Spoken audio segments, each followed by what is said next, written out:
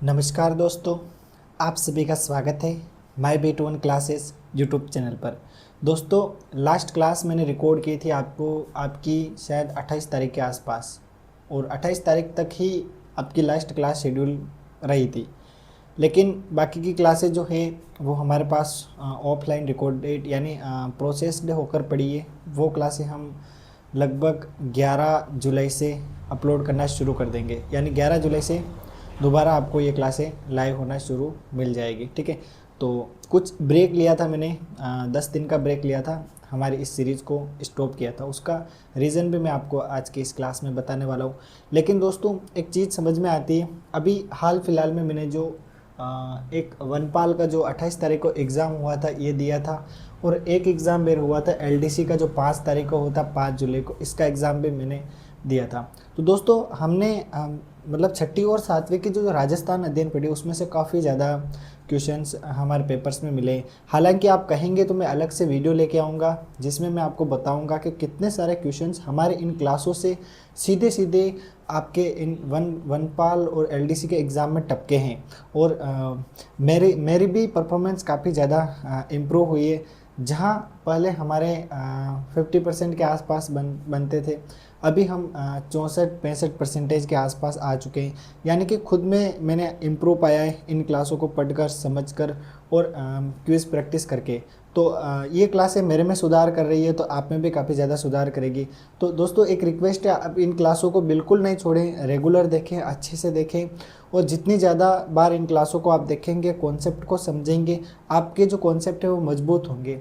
और अभी जो 2 एग्ज़ाम हुए थे उसमें बहुत कुछ सीखने को मिला है। किस तरीके से क्वेश्चन नेगेटिव होते हैं ये चीज़ समझ में आई, नेगेटिव क्वेश्चंस को किस तरीके से कम किया जाता है ये समझ में आया, और एक सही स्ट्रेटेजी पढ़ाई की कैसी हमें रखनी चाहिए ये समझ में आया, और कौन कौन सी न्यू बुक मैं कंपटीशन एग्ज़ाम के लिए लेके आया हूँ ये समझ में आया है। ये सारी चीज़ें मैं आपके साथ शेयर करूँगा, लेकिन इनके लिए मैं अलग से डेडिकेट वीडियो बनाऊँगा अगर आप कहेंगे तो अभी जो मैंने आपको बताया इसमें से कौन किससे रिलेटेड वीडियो चाहिए आप कमेंट में बता देना। बाकी दोस्तों, हमारी क्लासें तो रेगुलर चलती रहेगी। बीच क्लास में हम ये चीज़ें डिस्कस करके हमारी क्लास के माहौल को नहीं बिगाड़ेंगे, हम टू द टॉपिक ही बात करेंगे। अलग से मैं आपके क्वेरी के वीडियो डाल दूंगा, चाहे शॉर्ट्स वीडियो डालूँ, चाहे अलग से बता दूंगा। बाकी क्लास के एंड में भी हम ये सारी चीज़ें डिस्कस कर सकते हैं दोस्तों, लेकिन हम इस सीरीज़ को कंटिन्यू करना चाहते हैं। दोस्तों, उद्योग वाला जो चैप्टर है ये मैंने रिकॉर्ड कर लिया था, लेकिन किसी कारण से उसकी जो वॉइस रिकॉर्डिंग है वो डिलीट हो गई थी, इसीलिए अब मेरे को दोबारा ये जो उद्योग वाला चैप्टर है रिकॉर्ड करना पड़ेगा। तो मेरे को इस बात का कोई अफसोस नहीं है, क्योंकि इसकी रिकॉर्डिंग हटी है तो हम दोबारा रिकॉर्ड करेंगे तो एक बार और चीज़ें हमारे माइंड से निकल जाएगी, चीज़ें क्लियर हो जाएगी, समझ आ जाएगी, तो हम ये टॉपिक हमारा डबल क्लियर हो जाएगा। तो दोस्तों, जनसंख्या तक के क्लासें मैंने कंप्लीट रिकॉर्ड कर ली, और 11 तारीख से उनकी शेड्यूलिंग शुरू हो जाएगी, और उसके बाद ये क्लास भी लगभग आपको 16-17 के आसपास लाइव आपको मिल जाएगी हमारे चैनल पे। ठीक है, और आज का जो हमारा टॉपिक है वो है उद्योग। इस उद्योग को हम आज शुरू करेंगे, राजस्थान के उद्योगों के बारे में हम जानेंगे।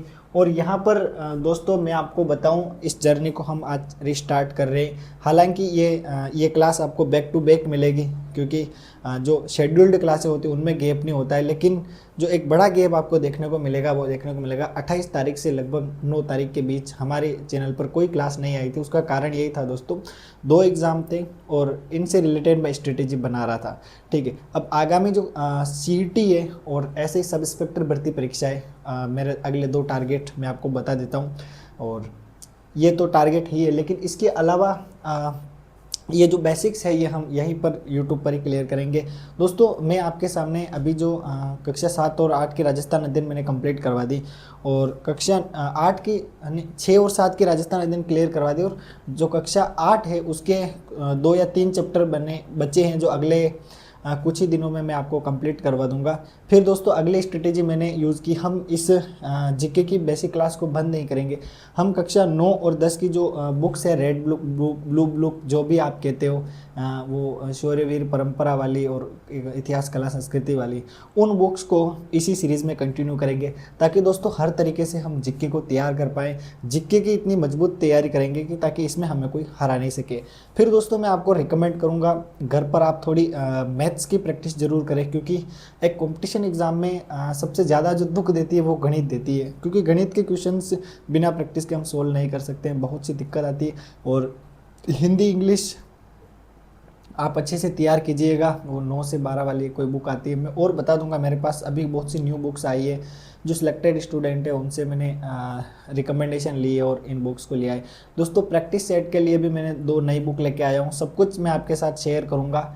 लेकिन उससे पहले आप हमारे चैनल को सब्सक्राइब कीजिए और ज़्यादा से ज़्यादा दोस्तों तक पहुँचाइए, ताकि आपका सपोर्ट हमारे इस चैनल को एक अच्छे लेवल पर लेकर जा सके और आपको काफ़ी अच्छे कंटेंट हम प्रोवाइड करवा सकें। ठीक है, तो ये मेरी तरफ से कुछ अपने एक्सपीरियंस थे जो मैंने आपके साथ शेयर किए। और टू द टाइम, जैसे जैसे टाइम गुजरेगा मैं बहुत से एक्सपीरियंस आपके साथ शेयर करूंगा। और एक और आइडिया मेरे दिमाग में आ रहा है, आपको हो तो मैं उसको इम्प्लीमेंट करना चाहता हूं। दोस्तों जितने भी पेपर्स हुए पुराने पेपर्स और जितने भी क्वेश्चंस होते हैं उन सभी के PYQ मैं आपको हमारे इन क्लासों में सोल्व करवाऊँ, अगर आप कहें तो। आप टॉपिक वाइज सोल्व करना चाहते हो या फिर एग्ज़ाम्स वाइज, यानी जैसे LDC का पेपर एक साथ करवा दिया, या फिर वनपाल का पेपर एक साथ करवा दिया, टीचर का एक साथ करवा दिया, रीट का एक साथ करा दिया, पुरानी CET का एक साथ करा दिया। इसे अगर हम PYQ की एक सीरीज़ चलाएंगे तो मैं ऐसा मानता हूं कि हमारे जो प्रिपरेशन है उसके साथ साथ बेस्ट प्रैक्टिसेस भी होती रहेगी और हमें ये भी पता रहेगा कि किस तरीके से क्वेश्चन पूछे गए। लेकिन दोस्तों PYQ सीरीज़ बनाने में मेरे को काफ़ी ज़्यादा एफर्ट्स लगाने पड़ेंगे, क्योंकि दोस्तों I am alone in this journey, और मेरे को बहुत सारी प्रिपरेशन करनी और एक एक क्वेश्चन को सिलेक्ट करना और उसके बैकएंड में सारी चीज़ें का पूरा ऑपरेशन करना काफ़ी ज़्यादा मुश्किल होता है। लेकिन मैं ये मानता हूँ कि आप काफ़ी अच्छा हमारा सपोर्ट करेंगे और इस सपोर्ट के बेसिस पर ही हम ये PYQ की सीरीज़ को शुरू कर पाएंगे दोस्तों। लेकिन GK की सीरीज़ कंटिन्यू रहेगी, चाहे आप धीरे धीरे सब्सक्राइबर बढ़वाएं चाहे स्पीड से बढ़वाएं। ठीक है, लाइक्स ज़्यादा से ज़्यादा करें, सब्सक्राइब ज़्यादा से ज़्यादा करें और हमारे वीडियो को और शेयर करके हमारा सपोर्ट आप ज़रूर कीजिएगा। ठीक है, तो ये आज मैंने कुछ आपको अपने अकॉर्डिंग, अपने एक्सपीरियंस के अकॉर्डिंग कुछ अच्छी चीज़ें बताई है। क्या पता कौन सी बात आपको लग जाए और आप उस बात से मोटिवेट हो जाए और आप अपनी प्रिपरेशन स्टार्ट कर दे। ये ही मेरे लिए सबसे बड़ी अचीवमेंट होने वाली है। तो दोस्तों आज का जो मज़ेदार जर्नी है इसको हम शुरू करते हैं। और यहाँ पर सबसे पहले टॉपिक मैं डाल देता हूँ आपके सामने, उद्योग वाला। ठीक है, चलिए, बाकी आपने भी ये पेपर्स दिए हैं तो आप मेरे को अपने एक्सपीरियंस ज़रूर शेयर कीजिएगा। चलिए दोस्तों, हेडिंग में डालता हूँ उद्योग। उद्योग किसके दोस्तों? राजस्थान के उद्योग।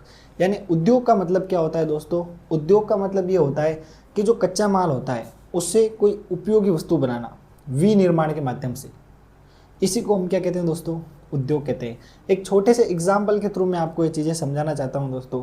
किसी किसान ने अपने खेत में बहुत सारे गन्ने बो रखे हैं। ठीक है, अब वो गन्नों की प्रोसेसिंग करके कोई अच्छा प्रोडक्ट बना के उससे बहुत सारी इनकम जनरेट कर सकता है। दोस्तों अपन एक मार्केट रेडी प्रोडक्ट बनाते हैं और एक कच्चा माल बेचते हैं। अपन को फ़ायदा किस में मिलता है? मार्केट रेडी प्रोडक्ट में मिलता है, क्योंकि उसकी प्राइस हम काफ़ी ज़्यादा रख सकते हैं अपने एक्सपेंस के अकॉर्डिंग और उससे काफ़ी ज़्यादा मुनाफा भी कमा सकते हैं। ये मतलब एक मार्केटिंग स्ट्रेटेजी होती है या बिजनेस स्ट्रेटेजी होती है। इसीलिए हमें बिज़नेस को काफ़ी अच्छे से समझना है, उद्योगों को अच्छे से समझना है, किस प्रकार उद्योगों में कच्चे माल की आवश्यकता होती है और उससे किस प्रकार नई वस्तु विनिर्मित की जाती है और किस तरीके से पूरा इकोसिस्टम चलता है, इसके बारे में हमें नॉलेज होना चाहिए। ठीक है, तो चलिए अब स्टेप बाय स्टेप मैं एक एक चीज़ आपको यहाँ पे लिखाता हूँ। सबसे पहले दोस्तों हम बात करते हैं उद्योग, है ना। उद्योग में क्या होता है दोस्तों? एक तो होता है कच्चा माल। क्या होता है? कच्चा माल। ठीक है, उद्योग में क्या होता है दोस्तों? कच्चा माल होता है। दोस्तों इस कच्चे माल की हम बात करें तो कच्चे माल से क्या बनाई जाती है दोस्तों? उपयोगी वस्तु। क्या बनाई जाती है? उपयोगी वस्तु।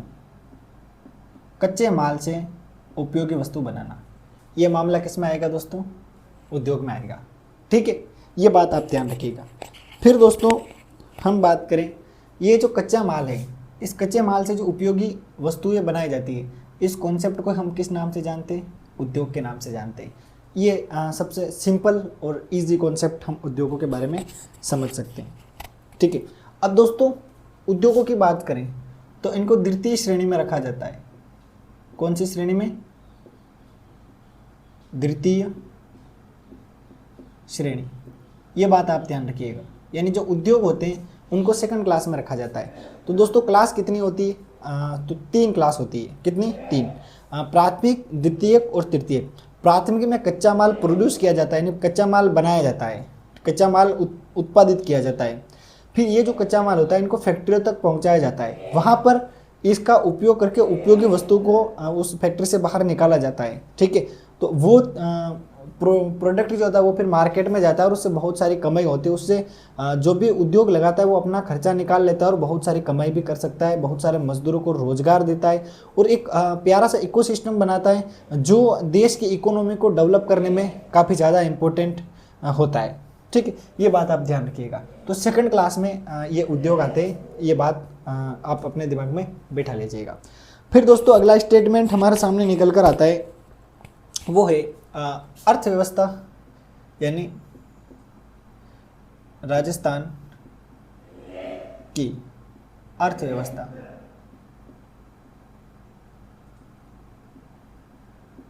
राजस्थान की जो अर्थव्यवस्था है इसकी ग्रोथ, इसकी ग्रोथ करने में, क्या करने में?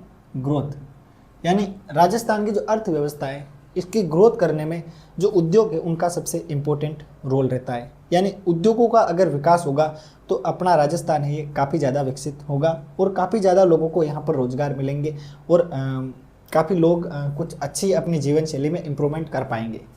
नेक्स्ट अगला स्टेटमेंट है दोस्तों आपके सामने, वो है इसमें बहुत सी क्रियाएं होती है। ठीक है, अब देखो उद्योग का मेन टारगेट, ठीक है,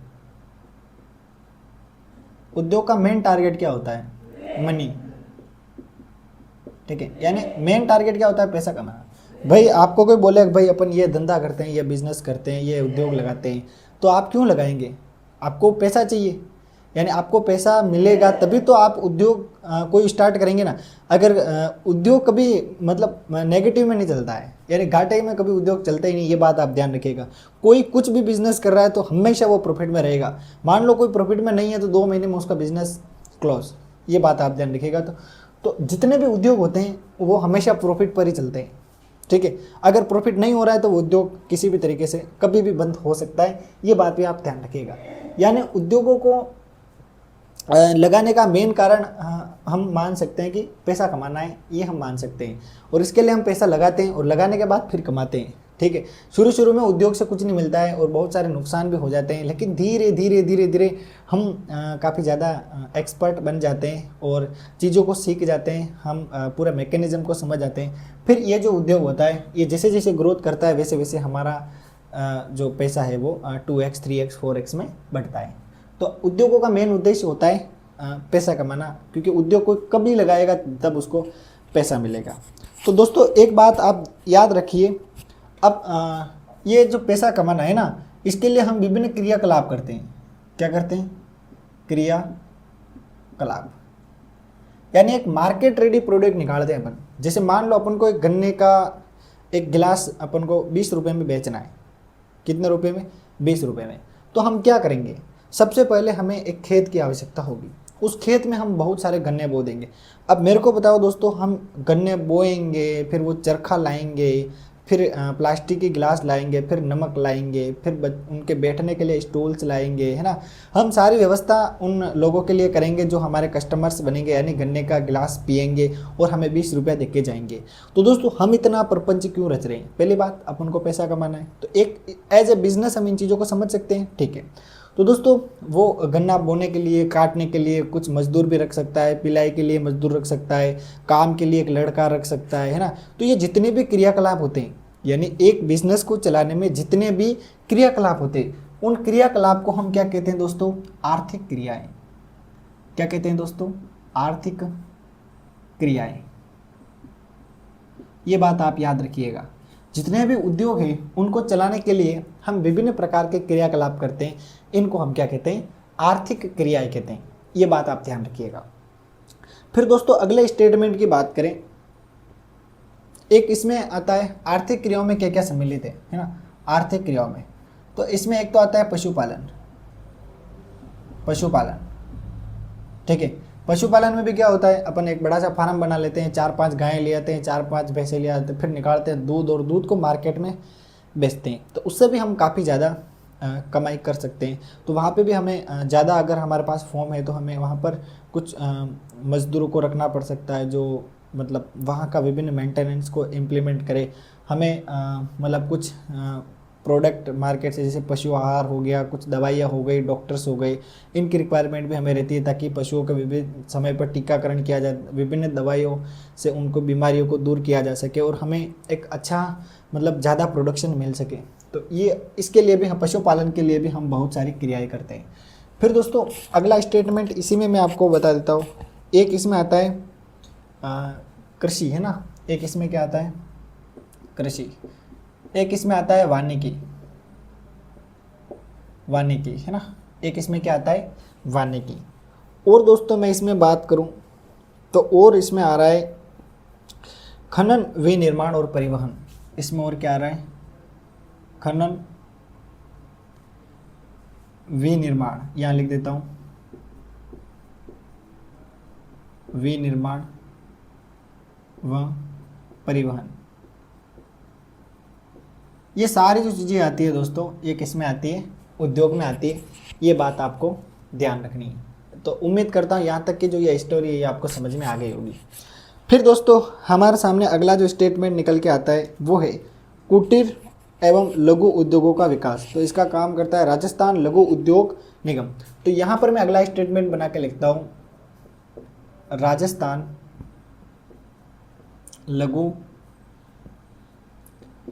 उद्योग निगम, राजस्थान लघु उद्योग निगम।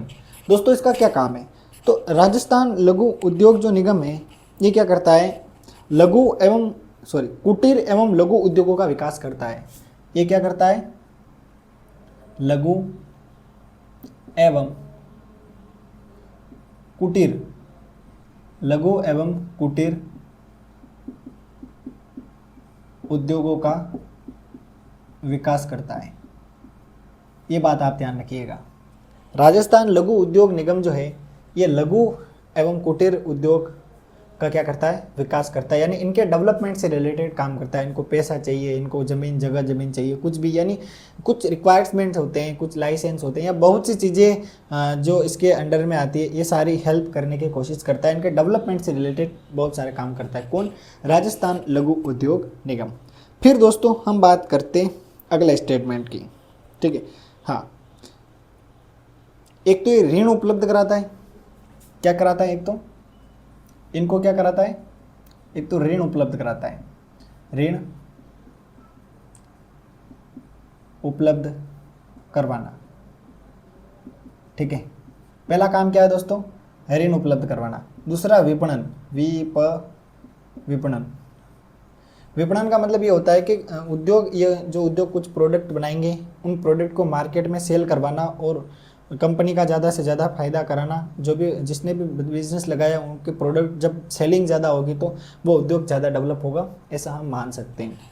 फिर अगला स्टेटमेंट दोस्तों मैंने इसमें बताया तकनीकी, है ना, तकनीकी सहायता भी देता है। ये क्या देता है,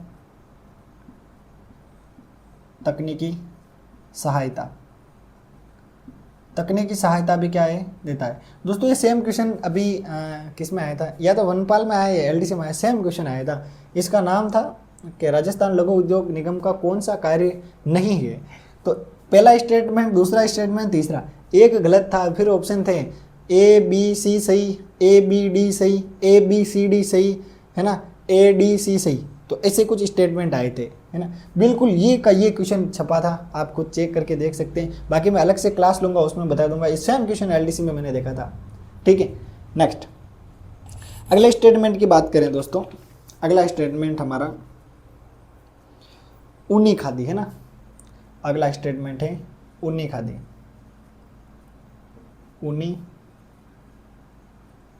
ऊनी खादी। दोस्तों ये जो ऊनी खादी है इसका एक और नाम है बरड़ी, कहते हैं इसको, क्या कहते हैं, बरड़ी। ये जैसलमेर की फेमस है, कहाँ की फेमस है, जैसलमेर की। ये बात आप याद रखिएगा। कंबल, फिर हम बात करें कंबल, कंबल कहाँ की फेमस है, तो बीकानेर की प्रसिद्ध है, बीकानेर, ये बात आप ध्यान रखिएगा। फिर मेरिनो खादी, कौन सी खादी? मेरिनो।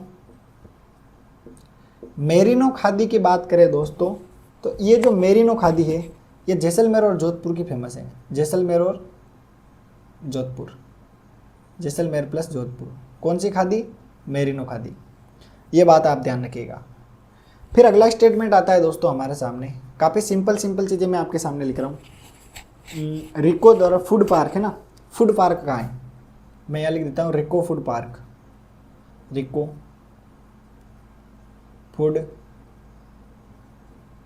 फूड पार्क की दोस्तों हम बात करें तो एक तो ये है अलवर में, एक कहाँ है दोस्तों? अलवर में, और एक है जोधपुर में, एक कहाँ है? जोधपुर में, और एक दोस्तों आता है कोटा में, और एक आता है गंगानगर में। ठीक है, ये ध्यान रखिएगा। रिको फूड पार्क कहाँ है? अलवर, जोधपुर, कोटा और गंगानगर में। ये बात आप अच्छे से दिमाग में बिठा लीजिएगा। फिर अगले स्टेटमेंट की बात करें तो फिर अपना आता है खनिज उद्योग। क्या आता है?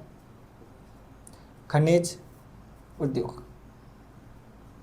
दोस्तों खनिज उद्योग की बात करें तो ये जो खनिज उद्योग है इसमें हमें किसकी ज़रूरत होती है? तो इसमें धातु का प्रयोग किया जाता है। किसका? धातुओं का प्रयोग। इसमें धातुओं का प्रयोग किया जाता है किसके रूप में? कच्चे माल के रूप में। यानी खनिज जो उद्योग होते हैं, खनिजों पर आधारित उद्योग होते हैं, उनमें धातुओं के रूप में कच्चे माल का, या कच्चे माल अगर चाहिए तो उनमें धातुओं का प्रयोग करते हैं, ऐसे हम कह सकते हैं। ठीक है, ये बात आप ध्यान रखिएगा। फिर दोस्तों अगला स्टेटमेंट है आपके सामने रॉक फॉस्फेट। अगला स्टेटमेंट है रॉक फॉस्फेट।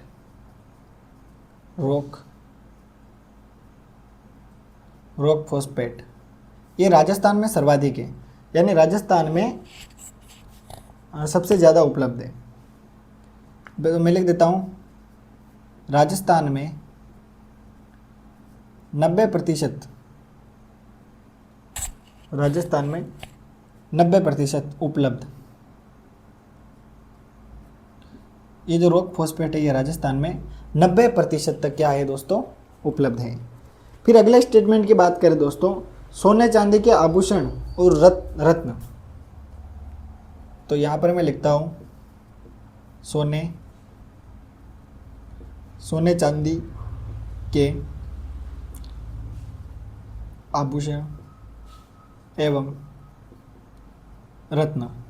इसके लिए जयपुर का जौहरी बाजार प्रसिद्ध है, तो मैं लिख देता हूँ जौहरी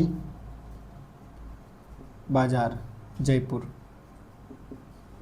ये बात भी आप ध्यान रखिएगा।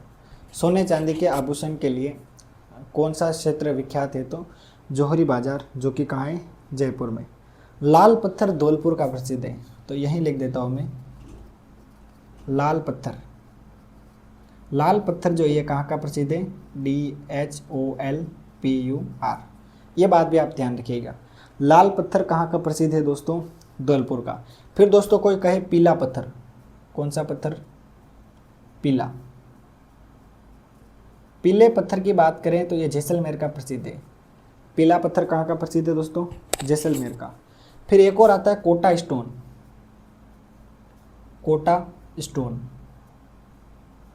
कोटा स्टोन की बात करें तो ये कोटा का प्रसिद्ध है। कोटा स्टोन कहाँ का प्रसिद्ध है दोस्तों? कोटा का प्रसिद्ध है। ये बात भी आपको ध्यान रखनी है। ठीक है, कुछ और चीज़ें मैं यहाँ लिख देता हूँ। फिर मैं लिखता हूँ ग्रेनाइट।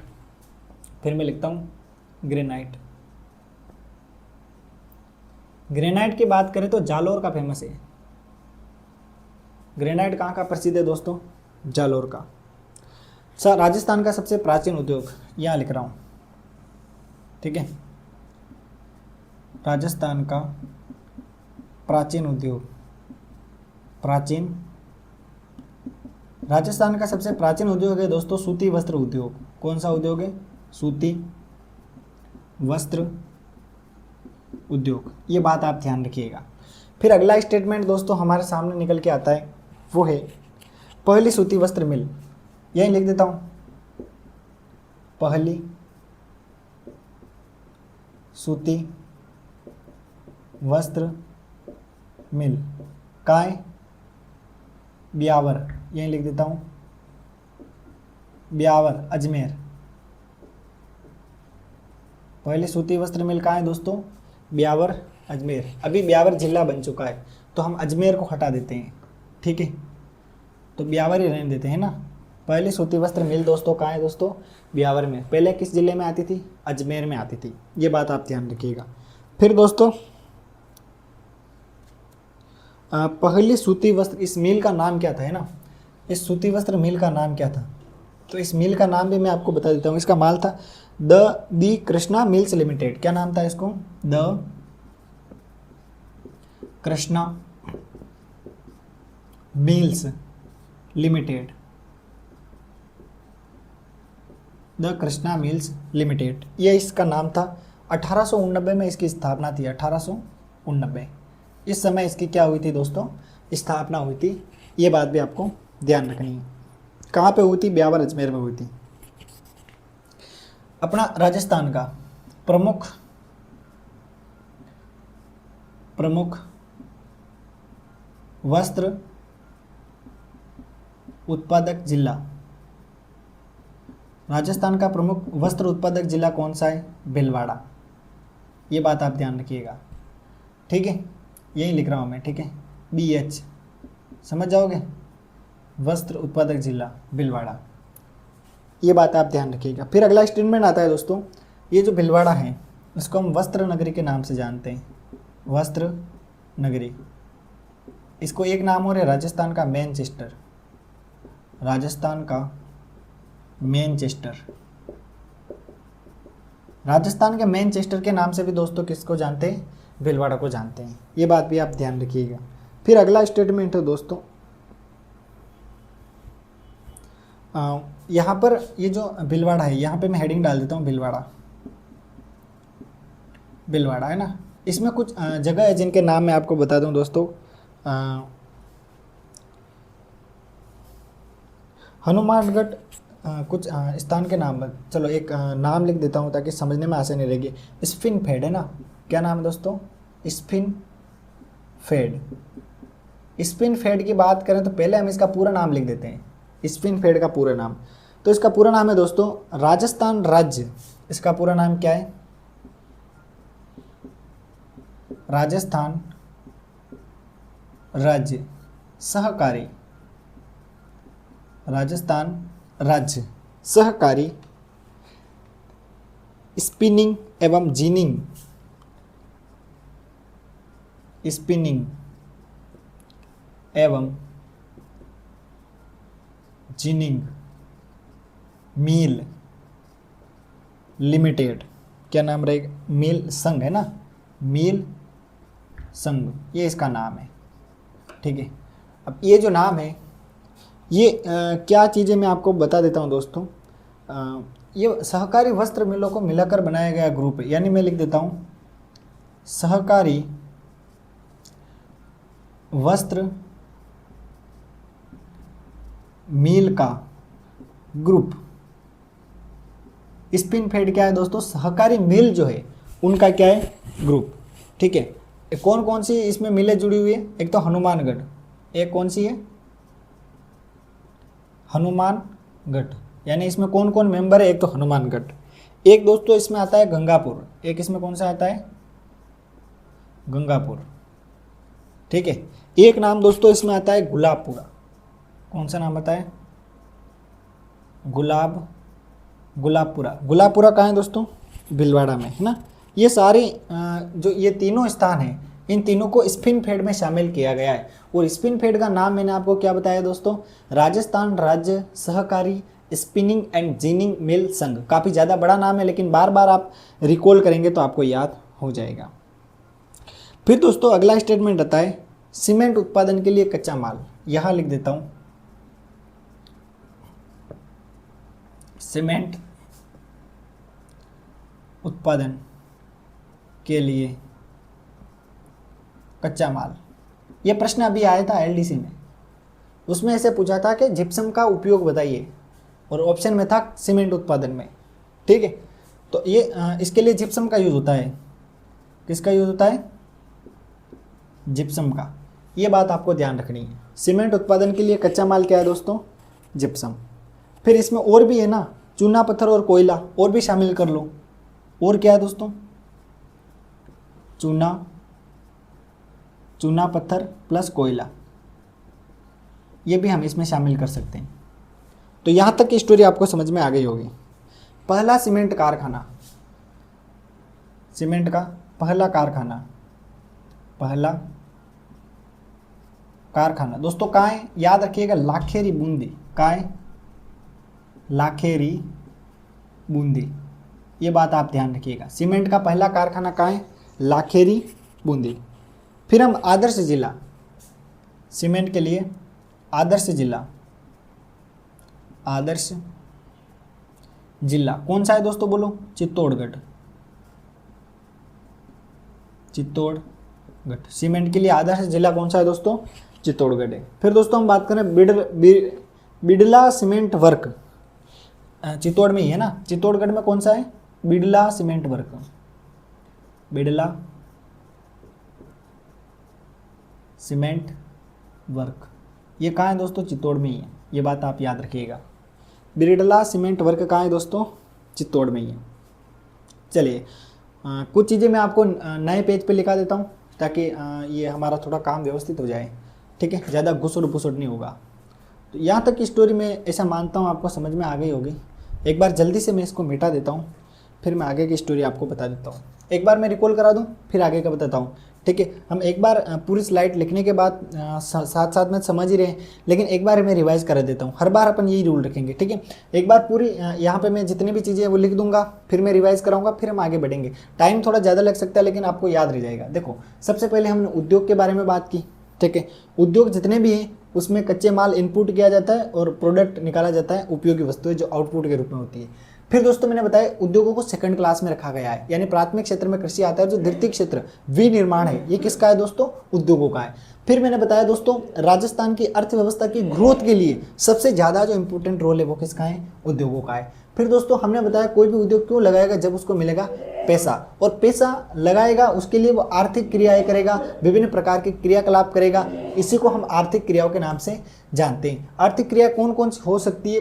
पशुपालन करना, कृषि करना, वानिकी, खनन, विनिर्माण और परिवहन, ये सारी क्या है दोस्तों? आर्थिक क्रियाएं। कच्चा माल लाने के लिए ट्रक टेम्पो कुछ चाहिए, पक्का माल ले जाने के लिए वापस कुछ साधन चाहिए। इस तरीके से कृषि प्राप्त जो कच्चे माल होते हैं उनको उद्योगों में इंपोर्ट किया जाता है। ठीक है, खनन से रिलेटेड जितने भी कच्चे खनिज मिलते हैं उनका उपयोग करके बहुमूल्य वस्तुएं बनाई जाती है। ये सारी चीज़ें आप जानते हैं।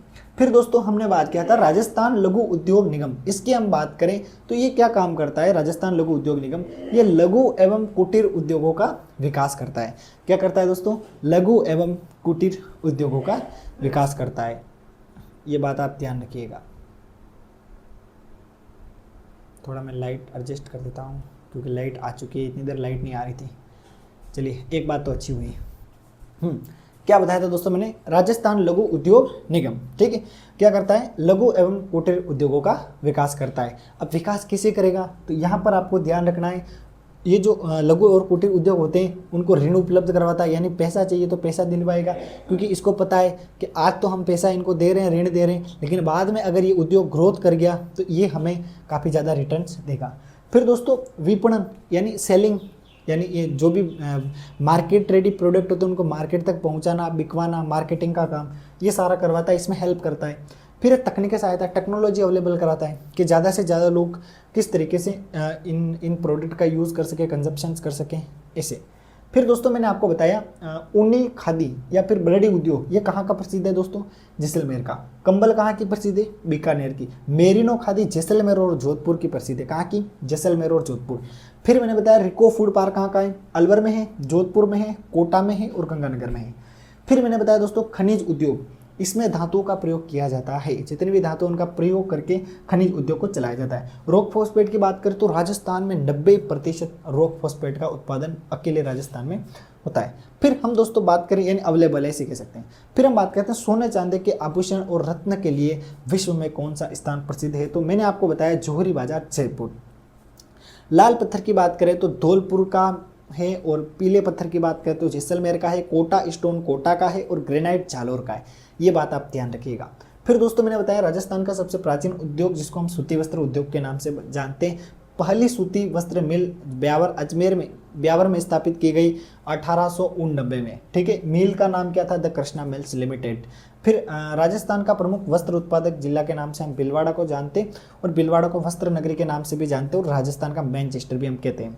फिर दोस्तों मैंने आपको बताया राजस्थान राज्य सहकारी स्पिनिंग एवं जिनिंग मिल्सन, इसका शॉर्टकट नेम है स्पिनफेड। सहकारी वस्त्र मिल का ये ग्रुप है। ये क्या है दोस्तों? सहकारी मिल का ग्रुप है। इसमें हनुमानगढ़, गंगापुर, गुलाबपुरा ऐसे कुछ प्लेसेस को इस ग्रुप में एज ए मेंबर बनाया गया है, ताकि बिजनेस की ग्रोथ में ये एक दूसरे की हेल्प कर सके या ग्रोथ कर सके। फिर सीमेंट उत्पादन की दोस्तों हमने बात की। इसके लिए जो कच्चा माल चाहिए वो क्या क्या चाहिए? जिप्सम, चूना पत्थर और कोयला, 3 चीज़ों की जरूरत रहती है। फिर मैंने बताया दोस्तों पहला सीमेंट कारखाना कहाँ स्थापित है? तो लाखेरी बूंदी में स्थापित है। फिर मैंने बताया सीमेंट उद्योग के लिए सबसे आदर्श जिला कौन सा है? तो चित्तौड़गढ़ है, और यहाँ पर मैंने आपको बताया चित्तौड़गढ़ में बिरला सीमेंट वर्क्स जो उद्योग है ये स्थापित है। तो आई होप मैंने काफ़ी कम समय में ये चीज़ आपको समझा दी है। अब बचा कुचा स्टेटमेंट हम समझ लेते हैं।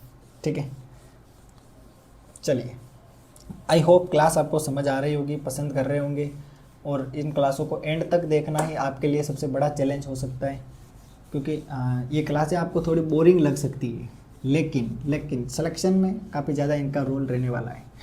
एक क्लास में मैं लाऊंगा जिसमें बताऊंगा पुरानी कितनी कितनी चीज़ें मिली है। ठीक है, चलिए बिल्कुल मिटा ही देते हैं, ताकि हमारा जो काम है वो नीट एंड क्लीन रहे। चलिए, ओके, ये लो, 1 नंबर काम कर दिया। चलिए अब आगे का स्टेटमेंट पढ़ते हैं।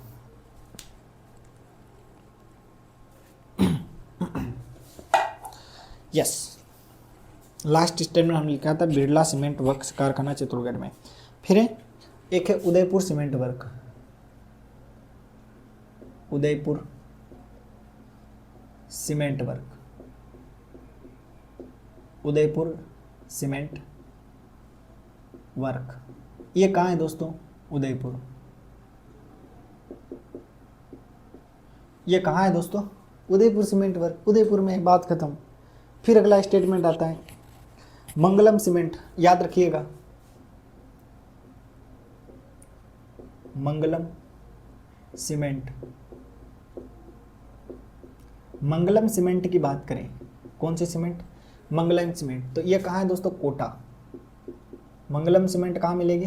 कोटा। मंगलम भगवान विष्णु, कोट पहन के आ गए पंडित जी, याद रख लीजिएगा।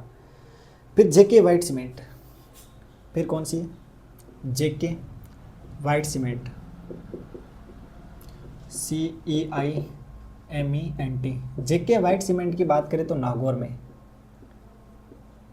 जेके वाइट सीमेंट कहाँ है दोस्तों? नागौर में। ये बात आप याद रखिएगा। ठीक है, नागौर से कोई नया जिला बना हो उसमें चला गया तो खैर वो अलग बात रही। फिर अगले स्टेटमेंट की दोस्तों हम बात करें श्री सीमेंट, कौन सी सीमेंट? श्री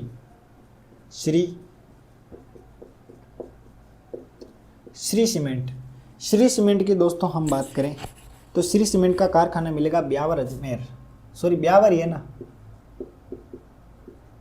ब्यावर। अजमेर तो लेंगे नहीं क्योंकि ब्यावर जिला बन गया, अजमेर का क्या काम। नेक्स्ट अगला स्टेटमेंट है दोस्तों हमारे सामने जेके सीमेंट। ये तो वाइट है ना, एक जेके सीमेंट है, सिर्फ जेके सीमेंट की बात करें तो ये जो जेके सीमेंट है इसका कारखाना अपन को मिलता है निम्बाड़ा चित्तौड़, निम्बाहेड़ा चित्तौड़। जेके वाइट सीमेंट, सॉरी जेके सीमेंट का कारखाना कहाँ है? निम्बाहेड़ा चित्तौड़। और वाइट सीमेंट का पूछे जेके वाइट सीमेंट का तो नागौर। ये बात आप ध्यान रखिएगा। फिर अगला स्टेटमेंट आता है शक्कर उद्योग, शक्कर उद्योग। इसमें कच्चा माल क्या चाहिए? कच्चा माल, इसमें कच्चा माल चाहिए गन्ना, इसमें कच्चा माल क्या चाहिए दोस्तों, गन्ना, ये बात आप ध्यान रखिएगा। फिर दोस्तों हम बात करें पहली शक्कर मिल, पहली शक्कर मिल, पहली शक्कर मिल की बात करें तो भोपाल सागर, जस्ट मेरे पास है 20 किलोमीटर, BHUPALSAGAR, भोपाल सागर चित्तौड़गढ़ में, ठीक है, ये बात आप याद रखिएगा। इसका नाम था द मेवाड़ शुगर मिल, क्या नाम था, द मेवाड़ शुगर मिल। दोस्तों एक मज़े की बात बताऊं, आप ये बात समझ के काफ़ी हंसेंगे। ये एक प्रश्न आया था, ये निजी क्षेत्र की मिल थी, और एक प्रश्न पूछा गया था अभी LDC में ही कि राजस्थान की सबसे पहली सार्वजनिक क्षेत्र की शुगर मिल कौन सी थी। तो वहाँ पर गंगानगर शुगर मिल भी दे रखा था और ये मेवाड़ वाली दे रखा था। लगभग 90% बच्चों ने इसको टिक लगाया कि राजस्थान की पहली शुगर मिल।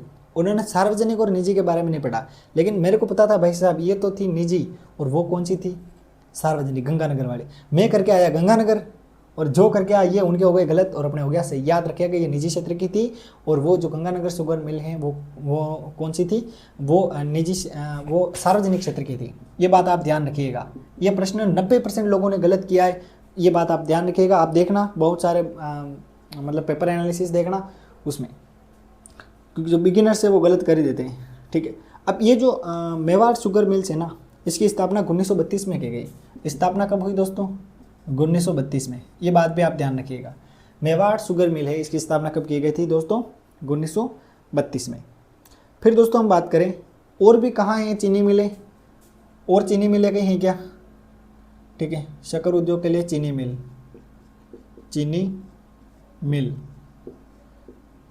एक तो चीनी मिल अपन को मिलती है दोस्तों गंगानगर, कहाँ मिलती है, गंगानगर, और एक मिलती है बूंदी में, एक कहाँ मिलती है, बूंदी में। 2 जगह और हमें चीनी मिलें मिलती है, ठीक है। चित्तौड़गढ़, गंगानगर और बूंदी, टोटली 3 जिले हो गए। फिर दोस्तों अगले स्टेटमेंट की हम बात करें, कांच उद्योग, कौन सा उद्योग, कांच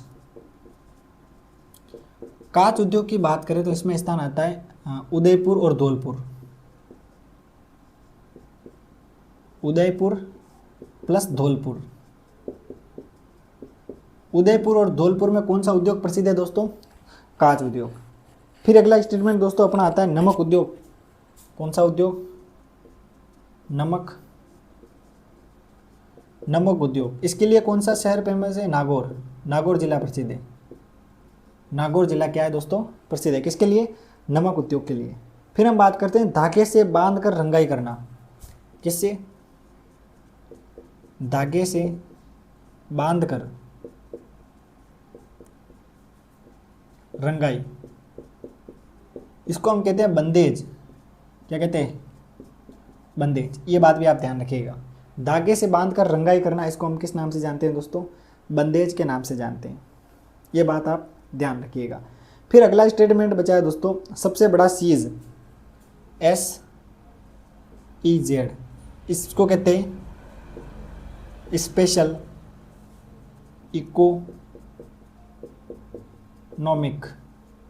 इकोनॉमिक जोन। बहुत सारे हैं, सबसे बड़ा कौन सा है, सीतापुरा। ये कहाँ है दोस्तों, जयपुर। ये कहाँ है, जयपुर में, ओके। तो ये दोस्तों हमने राजस्थान के उद्योगों के बारे में बहुत सी बेसिक चीज़ें पढ़ी है, और काफ़ी प्रश्न यहीं से लपेट में आ जाते हैं, और उम्मीद करता हूँ समझ आया होगा। हम रिकॉल कर लेते हैं दोस्तों। उदयपुर सीमेंट वर्क्स उदयपुर में, मंगलम सीमेंट कोटा में। मंगलम भगवान विष्णु कौन बोल रहा है, भगवान, तो ये बोल रहे पंडित जी कोट पहन के कोटा में। JK वाइट सीमेंट की बात करें तो नागौर में, ठीक है, वाइट सीमेंट नागौर में। श्री सीमेंट की बात करें तो ब्यावर, श्री सीमेंट, सीधा प्रश्न आ जाएगा, गलत करके आ जाओगे, ध्यान रखना, श्री सीमेंट ब्यावर में, उल्टा पुल्टा मत टपका देना। ओनली JK सीमेंट की बात करें तो निम्बाड़ा चित्तौड़गढ़ में, ठीक है। फिर हम शक्कर उद्योग की बात करें, कच्चे माल के रूप में गन्ने का प्रयोग किया जाता है। पहली शक्कर मिल भोपाल सागर चित्तौड़गढ़ में, इसका नाम है द मेवाड़ शुगर मिल्स, 1932 में इसकी स्थापना हुई। फिर दोस्तों हम बात करें चीनी मिल की, गंगानगर और बूंदी में भी चीनी मिलें हैं। कांच उद्योग की बात करें तो उदयपुर और धौलपुर में काज उद्योग का काम होता है। नमक उद्योग नागौर में और धागे से बांध कर रंगाई करना, इसको हम बंदेज कहते हैं। फिर सीज का मतलब होता है स्पेशल इकोनॉमिक जोन, ठीक है। और सबसे बड़ा कौन सा है दोस्तों, सीतापुरा जयपुर, बिग, ये क्या है सबसे बड़ा। तो दोस्तों आई होप आपको राजस्थान के उद्योगों के बारे में बहुत सी चीज़ें समझ में आई होगी। अगला हमारा जो चैप्टर रहने वाला है वो है परिवहन और पर्यटन, यानी हमारी अगली क्लास में हम परिवहन और पर्यटन के बारे में बहुत से अच्छे अच्छे स्टेटमेंट्स को देखेंगे। आई होप ये क्लास आपको पसंद आई, काफ़ी बड़ी हो गई है, लेकिन दोस्तों इस क्लास में मैंने अपने प्रीवियस एग्जाम्स के एक्सपीरियंस को शेयर किया। उसके अलावा हमने उद्योगों के चैप्टर को बड़े अच्छे से देखा। लगभग 3 क्वेश्चन एलडीसी में हमारी इसी क्लास से आए हैं, जो क्लास अभी आप देख रहे हैं। तो इसीलिए मैं बार बार बोलता हूँ इन क्लासों को आप ज़्यादा से ज़्यादा देखिए। अगर आपके बेसिक्स कंप्लीट नहीं है, ठीक है, अगर कॉमन एलिजिबिलिटी टेस्ट में नेगेटिव मार्किंग के साथ 40% प्लस बनाने हैं तो उसके लिए आपको ये इस तरीके की बेसिक क्लासें देखनी होगी। बहुत सी चीज़ें हम फर्जी कर सकते हैं क्लासों में, उससे आपको आनंद तो मिल जाएगा लेकिन सिलेक्शन नहीं मिल पाएगा। इसलिए मैं उन्हीं स्टेटमेंट टॉपिक्स के बारे में बात करता हूं जो हमारे एग्ज़ाम से रिलेटेड होते हैं। मैं एक भी बात वो नहीं करूंगा जो आपके एग्ज़ाम से रिलेटेड नहीं हो, आपको सिलेक्शन से दूर ले जाए, ऐसी मैं एक भी बात नहीं करूँगा। हम सारे सिलेक्शन की तरफ जाने की ही बातें करेंगे और सिलेक्टेड कंटेंट पढ़ेंगे। बिल्कुल हम सारा कचरा यहाँ नहीं लेके आएंगे। आपने देखा होगा टू द पॉइंट में आपके सामने स्टेटमेंट रखता हूँ और आपको अच्छे से समझाता हूँ और वहीं से क्वेश्चन पुटअप हो जाते हैं। ये हमारे लिए काफ़ी अच्छी बात है। तो दोस्तों आई होप ये मज़ेदार क्लास आपको पसंद आई होगी। आप अपना एक्सपीरियंस शेयर जरूर कीजिएगा, कमेंट बॉक्स में अपने सुझाव दीजिएगा, ताकि इन क्लासों को आने वाले भविष्य में और भी बेहतर बना सकेंगे। Thank you.